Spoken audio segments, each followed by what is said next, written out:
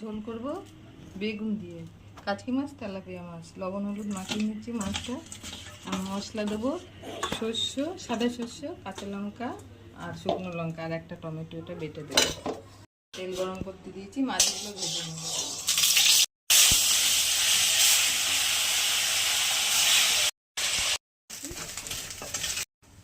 দেবো, তেল আছে অল্প একটু, আর অল্প দেবো। কালো জিরে ফোড়ন দিয়ে ভেজে নেবো।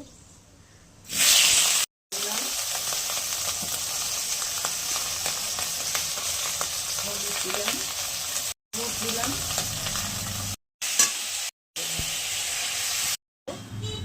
জল দিয়ে দিলাম।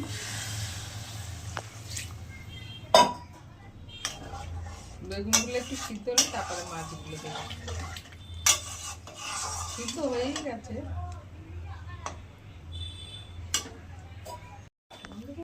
সিদ্ধ হয়ে গেছে, এবার মাছগুলো দিয়ে দেবো।